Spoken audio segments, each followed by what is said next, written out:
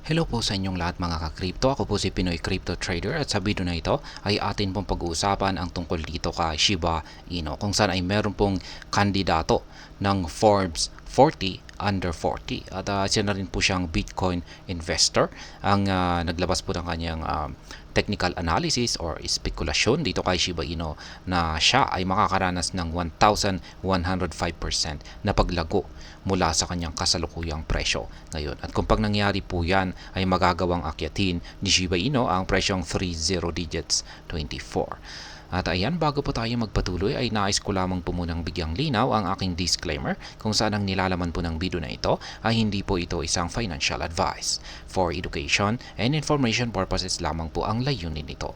Maliban po dito ay nais ko na rin po magbigay babala na wala pong kahit anumang group chat ang Pinoy Crypto Trader.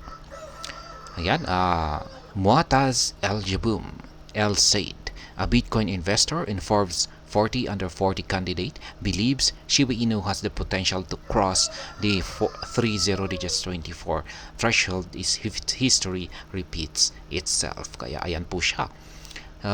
Ang analyst po na ito ay walang iba kundi si Ginoong El-Jaboom.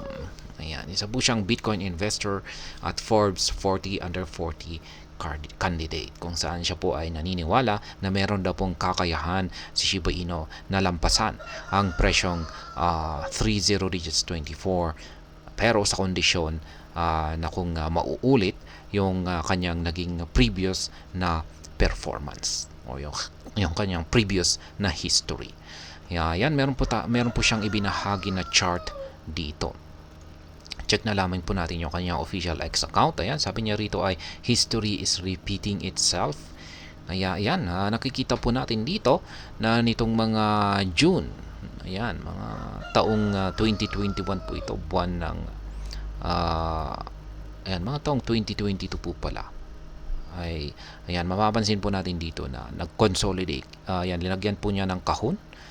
Ayan, hinighlight po niya yung naging performance ni Shiba Inu dito kung saan ay bumagsak po siya rito sa ilalim ng presyong 40 digits 1784. Yan, pagkatapos po niyang bumagsak ay nag-consolidate po siya at ngayon ay muli po siyang bumalik dito sa ibabaw naman ng price level na 40 digits 1995 at dito po siya nagpatuloy sa kanyang pag-angat sa presyo at nakapagbigay po ng gain na umaabot po ng 343.64%. At ito po yung tinutukoy ni Ginoong El-Jaboom na previous performance ni Shiba Inu na kung ito ay sakaling mauulit ay si Shiba Inu ay makakaranas po ng matinding pag-angat sa presyo kung saan ay maaring umabot sa 1,105.11%. Kasi ayan, nung bumalik po ulit si Shiba Inu dito sa ilalim ng 40 digits 1784 ay ayan, nakaranas po siya ng consolidation sa ilalim nito at mas mahaba po yung kanyang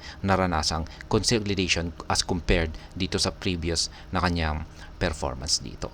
Kaya syempre kung mas mahaba yung consolidation ay ayan, mas mataas po yung posibilidad na kanyang maibibigay na gain sakaling sa oras na bumalik siya dito sa ibabaw ng 40 digits 1995.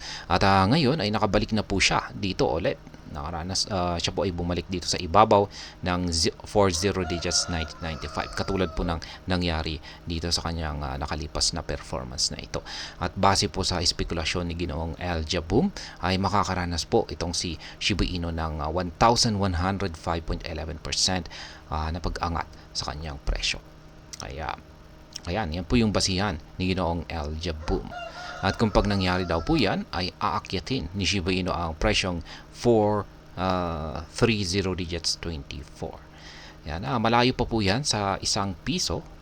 Ayan, or 1 piso. Para mag 1 piso po ang presyo ng isang Shiba Inu token ay kailangan po siyang umabot ng at least 1 cent or 0.0118. Yan, mga 0.0818. At ayan, hanggang dito na lamang po tayo sa video na ito. Sana po ay inyong nagustuhan ang aking paliwanag sa video na ito. Kung inyo po itong nagustuhan ay pakiclick lamang po ang like button nito. Para naman po sa mga bago lamang dito, kayo po ay aking inaanyayahan para mag-subscribe.